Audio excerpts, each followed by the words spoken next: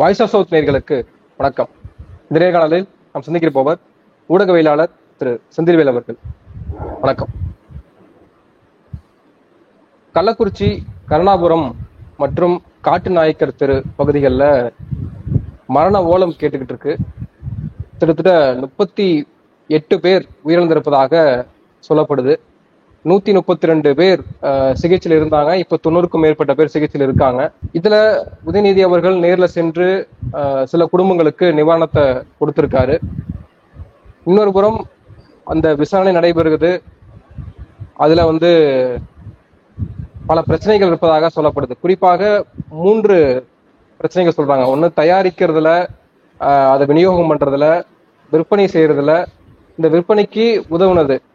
இதுல எல்லா நிலைகளிலுமே நிறைய ஆட்கள் இருந்திருப்பாங்க. அவர்கள் மீது என்ன நடவடிக்கை எடுக்கப்பட்டிருக்கு அப்படின்ற கேள்வியை கூட்டணி கட்சிகளே முன்வைக்கிறத பார்க்கிறோம். முதலமைச்சர் ஸ்டாலின் நாங்க நிவாரணத்தை கொடுத்துட்டோம் அப்படின்றத மட்டுமே இங்க தீர்வா இருக்க முடியாது, மேற்படி நடவடிக்கைகள் என்ன, இதற்கு நிரந்தர தீர்வு என்ன இருக்க போகுது அப்படின்றது பலருடைய கேள்வியாக இருக்கு. நீங்க எப்படி இந்த சமூகத்தை பார்க்க உங்களுடைய முதற்கட்ட பார்வை? அந்த எதிர்கட்சிகளுடைய அந்த கேள்விகளில் நியாயம் இருப்பதாகத்தான் நான் உணர்கிறேன்.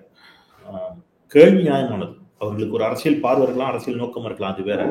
ஆனால் அந்த கேள்வி நியாயமானா அந்த கேள்வி நியாயமானது தான். இன்றைக்கு அரசு ஒரு 10 லட்ச ரூபாய் நிதியுதவி அளித்திருக்கிறார்கள் அப்படின்னு சொல்லிடும்போது 10 லட்ச ரூபாய் எத்தனை கோடி கொடுத்தாலும் உயிருக்கு ஈடாகாது. போன உயிர் அப்படிங்கிறது திரும்பி வராது. அப்படிங்கும்போது இது ஒரு பெரும் துயரமான ஒரு நிகழ்வு. எல்லோரையும் மனசாட்சி இருக்கக்கூடிய ஒவ்வொருவரையும் இன்றைக்கு உலுக்கி கொண்டிருக்கிறது. இப்போ இது திடீர் நடந்தது அப்படின்னு சொல்ல முடியாது. இந்த பகுதிகளில் இதே மாதிரி இதற்கு முன்பு பலமுறை நடந்திருக்குது. அப்படின்னா இப்ப நீங்க இந்த நம்முடைய இப்பொழுது இருக்கக்கூடிய திமுக அரசு இருக்கின்ற பொழுதே இதே பகுதியில் இதற்கு முன்பு ஒரு முறை கள்ளச்சாராயம் நடந்தது. அதிகபட்சம் எண்ணிக்கை அப்படிங்கிறது ஜெயலலிதா அவர்கள் இருக்கின்ற பொழுது விழுப்புரம் பக்கத்துல இதே மாதிரி 50 பேர் மரணம் அடைந்தார்கள் கள்ளச்சாராயத்தால. அதுவும் அகைன் விழுப்புரம் இந்த பகுதிகள் தான். இப்போ தொடர்ச்சியாக விழுப்புரம், கள்ளக்குறிச்சி, திருவண்ணாமலை, அந்த பண்ருட்டி இது போன்ற பகுதிகளில் பொருளாதார அடிப்படையிலும் கல்வி உள்ளிட்டவற்றிலும் இன்னமும் அந்த மக்கள் என்ன சொல்றது, பின்தங்கி இருக்கிறார்கள். இன்னமும் நீங்க அதிகமான குடிசைகள் நிறைந்த பகுதிகளாக இந்த பகுதிகள் தான் பார்க்கப்படுகிறது. அப்போ இதிலும் பார்த்தீங்கன்னா பாதிக்கப்பட்டவர்கள் பெருவாரியாக சமூகத்தினுடைய விளிம்பு நிலை மக்கள் தான். அப்போ தொடர்ச்சியாக அந்த பகுதிகளில் கல்வி, விழிப்புணர்வு, பொருளாதார மேம்பாடு உள்ளிட்டவை தேவைப்படக்கூடிய ஒரு காலகட்டத்தில் நீங்க திருப்பி திருப்பி அங்க இந்த மாதிரியான சம்பவங்கள் அரங்கேறுவது அப்படிங்கிறது ஒரு பெரிய அதிர்ச்சியும் கோபத்தையும் ஏற்படுத்துகிறது. நீங்க காவல்துறை நாலேஜுக்கு இந்த மாதிரியான விஷயங்கள் போயிருக்காது, காவல்துறையினுடைய கண்ணில் மண்ணை தூவி இப்படி செய்து விட்டார்கள் அப்படின்னு சொன்னா குழந்தைங்க கூட அதை நம்ப மாட்டாங்க. அப்போ காவல்துறைக்கு இந்த மாதிரியான பகுதிகளில் கலாச்சாரம் இருக்கப்படுகிறது அப்படிங்கிறது கண்டிப்பா தெரிஞ்சிருக்கும். அப்போ காவல்துறையினுடைய மெத்தன போக்கு அப்படிங்கிறது, அப்போ ஒரு சில காவல்துறை அதிகாரிகளினுடைய தவறு, மெத்தன போக்கு அல்லது லஞ்சம் உள்ளிட்டவை இன்றைக்கு எத்தனை குடும்பங்களை நிர்கதியாக நிறுத்தி இருக்கிறது அப்படிங்கிறது இல்லை. அப்போ இந்த காவல்துறை அதிகாரிகள் மீது நம்ம என்ன நடவடிக்கை எடுக்க போறோம் அப்படிங்கிறதா இப்ப பிரதான கேள்வி. அப்போ இந்த சம்பந்தப்பட்ட காவல்துறை அதிகாரிகள் வெறும் பணியிட மாற்றம் செய்யப்படுவதோ அல்லது சஸ்பெண்ட் செய்யப்படுவதோ தீர்வாக இருக்காது. இதில் தொடர்புடையவர்கள், இந்த குற்றத்திற்கு துணை போனவர்கள் கண்டறியப்பட்டு ஆதாரங்களோடு நிரூபணம் ஆகின்ற சூழல்ல அவர்கள் முற்றிலுமாக பதவியில் இருந்து, அதாவது பொறுப்பிலிருந்து சஸ்பெண்ட் அல்ல, பணி நீக்கமே செய்யப்படும். பணி இடைநீக்கம் அல்ல, பணி நீக்கம் செய்யப்படும். அப்புறம் இவர்கள் இந்த குற்றத்திற்கு துணை போனவர்கள் அத்தனை பேர் மீது, வெறும் சாராயம் காய்ச்சினவங்க மீது இல்லை, இந்த குற்றத்திற்கு உடந்தையாக இருந்த அத்தனை பேரின் மீது கிரிமினல் சட்டங்களின் கீழ் நடவடிக்கை எடுக்கணும். அப்புறம் இது இன்னைக்கு இந்த குற்றத்திற்கு நிகழ்ந்த பிறகு நாம பேசக்கூடிய செய்தி. இனி இது மாதிரி நடக்காம இருக்கிறதுக்கு என்ன செய்யணும் அப்படின்னு பேசிக்கிட்ட பொழுது, இனி இந்த மாதிரி நடக்காம இருக்கணும் அப்படின்னு சொல்லிட்ட பொழுது, நான் சொன்ன மாதிரி இந்த பகுதிகள் பொருளாதாரத்திலும் கல்வியிலும் பின்தங்கிய பகுதிகளாக இருக்கக்கூடிய ஒரு காலகட்டத்துல ஏற்கனவே சாதிய ரீதியிலான சிக்கல்கள் அங்க இருக்குது, பல்வேறு சிக்கல்கள் அங்க இருக்குது. அப்போ கல்வி, வேலை வாய்ப்பு, விழிப்புணர்வு, பொருளாதார மேம்பாடு உள்ளிட்டவற்றுக்கான நீண்ட கால திட்டங்கள் இந்த பகுதியில் என்ன செய்யப்படணும், கொண்டு சேர்க்கப்படணும், அது நடைமுறைப்படுத்தப்படணும். அப்போ இது எல்லாம் இன்க்ளூசிவா நடக்கின்ற பொழுதுதான் இந்த பகுதிகளில் இந்த சிக்கலுக்கு தீர்வு வருமே தவிர நீங்க வந்து இன்னைக்கு ஒரு நாள் எடுக்கக்கூடிய நடவடிக்கை அல்லது இந்த கோபம் அல்லது பரஸ்பரம் வந்து எதிர்கட்சி ஆளுங்கட்சி ஒன்று கேட்கறது அல்லது ஆளுங்கட்சி வந்து எதிர்கட்சி நோக்கி ஒன்று கேட்கறது, இது வந்து இந்த பிரச்சனைக்கு நீண்ட கால தீர்வா தருமா அப்படின்னு கேட்டா நிச்சயமா தராது. ஸோ நீண்ட கால தீர்வு என்பது பொருளாதாரம், கல்வி உள்ளிட்டவற்றை இந்த பகுதி மக்கள் மேம்பட்டு வருவதற்கான சாத்தியக்கூறுகளை, நடவடிக்கைகளை எடுப்பது அப்படிங்கிறது ரொம்ப முக்கியமான ஒன்று. பெரும் துயர் என்னன்னு பாத்தீங்கன்னா, கணவன் மனைவி 2 பேரும் இறந்திருக்கிறாங்க. ஒரு வயதான பாட்டி இறந்திருக்கிறாங்க. அப்போ அங்க என்னவா இருக்குது, சமூகத்துல இந்த கள்ளச்சாராயம் எந்த அளவிற்கு அங்க வந்து பழக்கத்தில் ஒரு ஒரு ஒரு சமூகத்தினுடைய ஒரு இதா மாறி போயிருக்குது அப்படின்னு அப்படி இருந்திருந்தா இவ்வளவு பெரிய துயரம் ஏற்படும். நீங்க இதுல வந்து வரக்கூடிய சில செய்திகள், இன்னும் கவலை அளிக்கக்கூடிய செய்திகள் என்னன்னா, கள்ளச்சாராயம் சாப்பிட்டு ஒருவர் இறந்து போகிறார். இறந்து போனவருடைய துக்கத்துக்கு வர்றாங்க, வர்றவங்களுக்கும் கள்ளச்சாராயம் வந்து குடிச்சிருக்கிறாங்க அப்படிங்கிற செய்தி வருகின்ற பொழுதுதான் கோபம் இன்னமும் அதிகமாகிறது.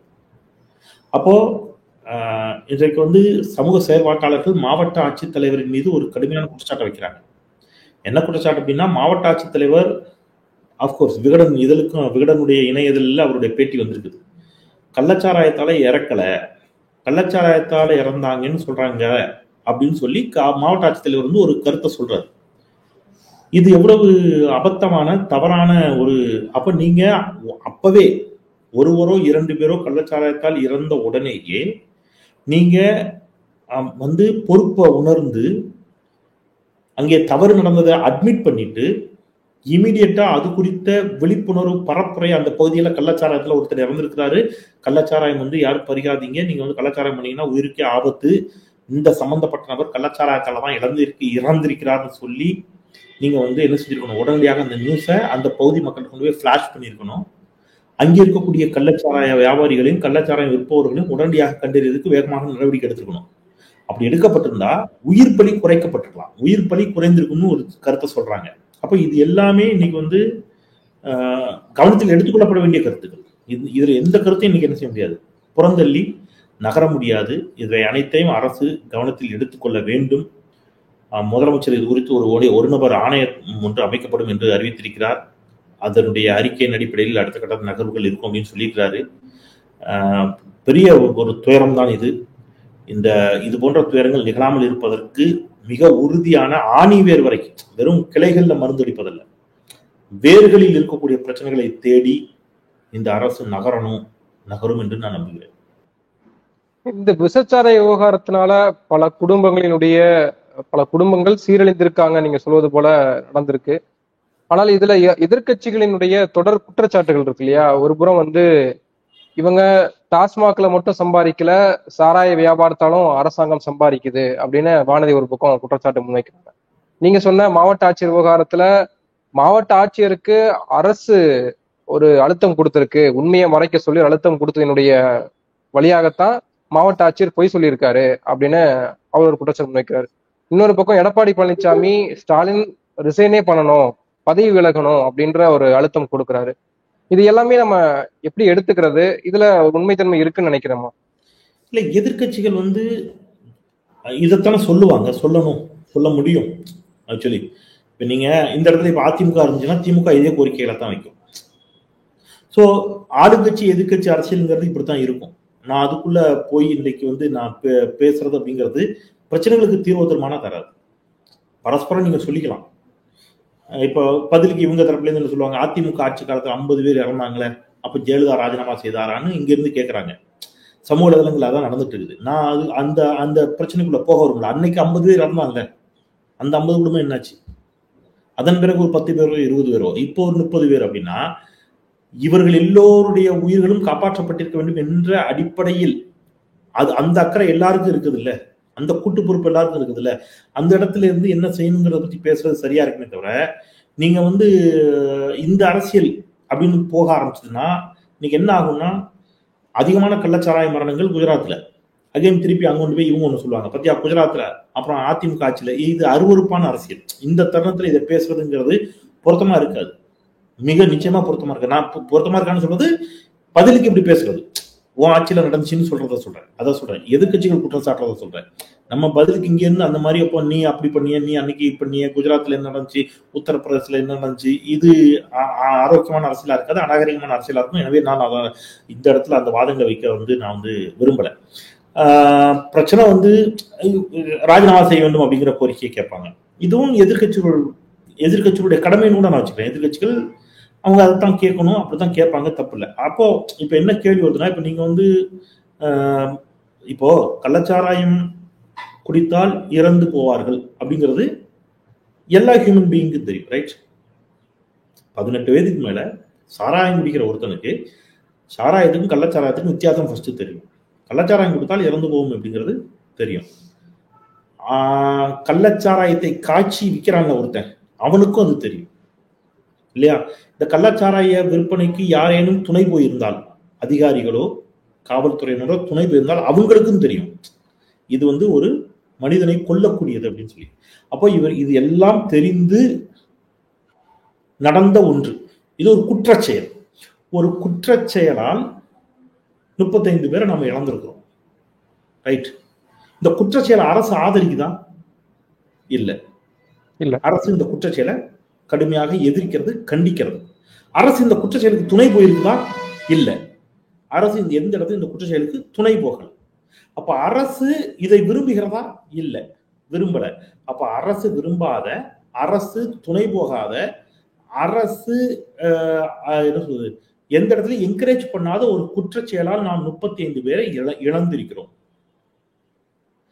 இதுக்கு நம்ம அரசை பொறுப்பெடுத்துக்க சொல்றோம், அது தப்பு இல்லை. அரசு நீங்க நல்லதுக்கு அரசு பொறுப்பெடுத்துக்கணும்னா அந்த ஆட்சியில் நடக்கக்கூடிய சிக்கல்களுக்கும் அரசு தான் பொறுப்பெடுத்துக்கணும், தப்பு இல்லை. அரசு பொறுப்பெடுத்துக்க வேண்டும் என்று எதிர்கட்சிகள் கேட்பதில்லை. இப்ப நான் என்ன கேட்கிறேன், அரசு எந்த இடத்துலையும் என்கரேஜ் பண்ணாத, அரசு ஆதரிக்காத ஒரு குற்றச்செயலால் தனி மனிதர்களோ அல்லது குழுவோ செய்த குற்றச்செயல்களுக்கு ஒரு அரசு ராஜினாமா செய்ய வேண்டும் என்று வரக்கூடிய ஜனநாயகபூர்வமான கோரிக்கைகளில் நியாயம் இருக்கிறது. நான் திருப்பியும் சொல்றேன், நியாயம் இருக்கிறது.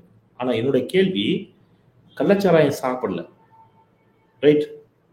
நீங்க எந்த குற்றச்செயலும் செய்யல, 27 பேர் இந்த ஊர்ல செத்து போனாங்க. 27 இளம் தளிர்கள் செத்து போனாங்க. அவங்க செஞ்ச பாவம் என்ன தெரியுமா? நல்லா படிச்சாங்க, நல்ல மதிப்பெண்கள் வாங்கினாங்க, டாக்டர் ஆகணும் கனவு கண்டாங்க. டாக்டர் ஆக வேண்டும் என்று கனவு கண்ட ஒரே காரணத்திற்காக 25 பேருக்கு மேல இந்த ஊர்ல நல்லா படிச்சு நல்ல மதிப்பெண்கள் பெற்றவர்கள் மாண்டு மடிந்து போயிருக்கிறார். அரசு கள்ளச்சாராய விவகாரத்துல கள்ளச்சாரத்தை நிறுத்தணும், தடுத்து நிறுத்தணும், அதற்கு நாங்க இரும்பு கரம் கொண்டு அடக்கணும்னு அது அடுத்த கட்டத்துக்கு நகருது. 25 பேர் செத்ததுக்கு அப்புறமும் ஒரு அரசு என்ன செய்யுது? ஒன்றிய அரசு அதெல்லாம் கிடையாது. உயிரே போனாலும் நீட்டிலிருந்து விலக்கு கிடையாதுன்னு அண்ணாமலை சொல்றாரு. நெவர் எவர்னு ஆளுநர் RN ரவி சொல்லிட்டார். இந்த 35 உயிர்கள் குற்றச் செயல்களால் பறிபோன உயிர்கள். ஒரு குற்றவாளி அல்லது ஒரு குழு செய்த குற்றச் செயல்களால் பறிபோன உயிர்கள். அந்த 25க்கும் மேற்பட்ட உயிர்கள் குற்றச்செயல்களால் பறிபோன உயிர்கள் அல்ல, நல்லா படிச்சதால பறிபோன உயிர்கள். அதுக்கு யார் பொறுப்பெடுத்துக்க போறா? நீங்க அதை தொடர்ந்து என்கரேஜ் பண்றீங்களே. இந்த கள்ளச்சாரத்தை அரசு என்கரேஜ் பண்ணல, நீட்டை நீங்க என்கரேஜ் பண்றீங்க. இதுல ஒரு குற்றச்சாட்டு முன்வைக்கப்படுது, அந்த போலீஸும் சரி, மோடி பதவி விலகுவாரா அப்படின்னு கேட்கல. டாக்டர் அன்புமணி ராமதாஸ் அவர்கள் ஒரு கேள்வி எழுப்பி இருக்கிறார். மாண்புமிகு தமிழ்நாடு முதலமைச்சர் பதவி விலக வேண்டும் என்று. வெள்ளன்குட் ஒரு எதிர்கட்சியாக அவர் அதைத்தான் வலியுறுத்தணும், அவருடைய கடமையை சிறப்பாக செய்திருக்கிறார். நான் வாழ்த்துகிறேன், பாராட்டுகிறேன், எனக்கு மாற்று கருத்து இல்லை. ஆனால் அதே அன்புமணி ராமதாஸ் அவர்கள் நீட்டை ஏற்க மறுக்கிறார். அப்ப அவர் ஏற்காத, அவரும் மறுக்கிற நீட்டினால் 25 பேர் இறந்திருக்காங்க இந்த ஊர்ல. அதுக்காக இந்த பிரதமர் நரேந்திர தாமோதர தாஸ் பதவி விலக வேண்டும் என்று வலியுறுத்துவாரா? இல்லையா? அப்போ இந்த பதவி விலக வேண்டும் என்று சொல்லக்கூடியதன் பின்னால் இருக்கக்கூடிய அரசியலை நான் சொல்றதுக்காக இதை சொல்றேன். அகைன் இதை நான் சொல்றேன், இந்த இடத்துல சொல்றேங்கிறதுனால நான் இந்த குற்றச்செயலை ஆதரிக்கிறேன்னு அர்த்தம் இல்லை. நான் திருப்பி சொல்றேன், மிக மிக வன்மையாக கண்டிக்கிறேன். என்னுடைய பார்வை, நான் இந்த ரெண்டுமே இது குற்றவாளி செய்த குற்றத்தினால் பறிபோன உயிர்கள். அங்கே அரசே போட்ட ஒரு தவறான நடவடிக்கையால 25 பேர் செத்துருக்கானே, இல்லையா? அப்ப இந்த சமூகத்துல இப்படி பறிக்கப்பட்டு கொண்டே இருக்கிற உயிர்கள். எனக்கு கள்ளச்சாராயமும் தடுத்து நிறுத்தப்படணும். எந்த இடத்திலும் மது போதையினால் எந்த குடும்பமும் சீரழிந்து விடக்கூடாது. அதே சமயத்துல நீட்டினாலும் யாரும் சீரழிஞ்சிடக்கூடாது. எல்லாத்தையும் சேர்த்து நான் பதறிக்கிட்டு இருக்கேன். ஆனா நீங்க ஒவ்வொருத்தரும் செலக்டிவா பதறீங்க, இல்லையா? நீட்டுக்கு ஒரு விதமான பார்வை, நீட்டினால் பிள்ளைங்க சாகும்போது ஒரு விதமான பார்வை நீங்க வைக்கிறீங்க, கள்ளச்சாராயத்துல சாகும்போது ஒரு விதமான பார்வை வைக்கிறீங்க. அதே கள்ளச்சாராயத்துல குஜராத்ல சாகும்போது ஒரு விதமான பார்வை, உத்தரப்பிரதேசல செத்தா ஒரு விதமான பார்வை, கேரளால செத்தா ஒரு விதமான பார்வை, தமிழ்நாட்டுல செத்தா ஒரு விதமான பார்வை வைக்கின்ற போது மனித உயிரோடு நீங்க விளையாடுறீங்க. பாஜக உள்ளிட்டவர்கள் சொல்றேன், என்னால அப்படி விளையாட முடியாது. ஸோ அப்ப நான் வந்து ஒரு பொறுப்போட நான் பேசுறேன், பொறுப்போட நான் ஒண்ணு சொல்றேன், இது கடுமையாக தண்டிக்கப்பட வேண்டிய குற்றம். இதில் தொடர்புடையவர்கள் அத்தனை பேரும் ஜஸ்ட் லைக் சஸ்பெண்ட் பண்ணப்பட்டோம் இல்லை, கடுமையாக தண்டிக்கப்படணும், அது மாற்று கருத்து இல்லை. ஆனால் நீங்கள் பேசக்கூடிய அரசியல் என்பது அது பொருத்தமற்ற அரசியல், அருவருப்பான அரசியலாக இருக்கிறது. மக்களே, அங்க பாதிக்கப்பட்ட மக்களே பேசுகிற பொழுது நாங்க ஸ்டாலினை நம்பணும் அப்படின்னு சொல்றாங்க. அதுல ஒரு அம்மா சொல்றாங்க, போலீஸே வந்து மாமூல் வாங்கிட்டு இது ரொம்ப நாளாம நடந்துகிட்டே இருக்கக்கூடிய விஷயமா இருக்கு, காவல்துறை பக்கத்திலே இருக்காங்க. நான் என்ன சொல்றேன்னா, இது அப்படி நான் தான் முதல்ல ஒரு வார்த்தை சொன்னேன், குழந்தை கூட நம்பாதுன்னு ஒரு வார்த்தையை பயன்படுத்தேன். காவல்துறைக்கு தெரியாமல் இது நடந்திருக்கிறது அப்படின்னு சொன்னா குழந்தை கூட இது நம்பாது இல்லையா? அப்போ சம்பந்தப்பட்ட தொடர்புடைய காவல்துறை அதிகாரிகள், இப்ப வந்து மதுவிலக்குத்துறை வந்து கூண்டோடு மாற்றப்பட்டிருக்கிறது, அது போதுமானதே இல்லை, அது போதுமானதல்ல, அது நிச்சயமா போதுமானதல்ல. அவர்கள் அதுல தொடர்புடைய அத்தனை பேரும் இப்போ ஒரு கடமையை செய்ய தவறால, அவங்களுடைய கடமை என்னது? மதுவிலக்கு காவல்துறைன்னு ஒண்ணு இருக்குது, அதோட கடமையே கள்ளச்சாராயத்தை கட்டுப்படுத்துறதுன, கள்ளச்சாராயம் இல்லாம இருக்கிறதுன. அப்போ நீங்க வேற ஒரு ஊர்ல சேலம் பக்கம் நினைக்கிறேன், 2 வீலர்ல வந்து வித்துக்கிட்டு இருக்கிறான், 2 வீலர்ல வந்து விற்கிறாங்க. அப்ப காவல்துறை என்ன செய்கிறது இல்லையா? அந்த கேள்வி வருது இல்ல. அப்போ தொடர்புடைய காவல்துறை அதிகாரிகள், சம்பந்தப்பட்ட அதிகாரிகள், நீங்க லஞ்சம் வாங்கி இருந்தோ அல்லது வேறு ஏதேனும் காரணங்களுக்காகவோ அல்லது உங்க கடமையை செய்யாமலோ நீங்க வந்து இருந்திருந்தீங்கன்னு சொன்னா இந்த 35 வீரர்களுக்கு நீங்க தானே பொறுப்பு இல்லையா? யார் பொறுப்பு? அப்ப இவங்களை வந்து ஜஸ்ட் லைக் சஸ்பெண்ட் பண்றேன் அது அல்ல. அதனால அவங்க கிரிமினல் சட்டங்களின் கீழ் இவர்களின் கீழ் நடவடிக்கை எடுக்கணும். நீங்க பணி இடைநீக்கம் அல்ல, இவர்கள் குற்றங்கள் நிரூபிக்கப்படுகின்ற பட்சத்தில் இவர்கள் பணி நீக்கம் செய்யப்படணும், இவர்கள் வேலை இவர்களிடமிருந்து பறிக்கப்படணும், கடுமையான சட்டங்களின் கீழ் இவர்கள் வந்து நினைச்சணும், தண்டிக்கப்படணும். அதுல ஒரு விழுக்காடு கூட எனக்கு மாற்று கருத்து இல்லை, 100 விழுக்காடு நான் அதில் உடன்படுறேன். நன்றி, பல விஷயங்களை தெளிவுபடுத்திருக்கீங்க, உங்க நேரத்துக்கு மிக்க நன்றி.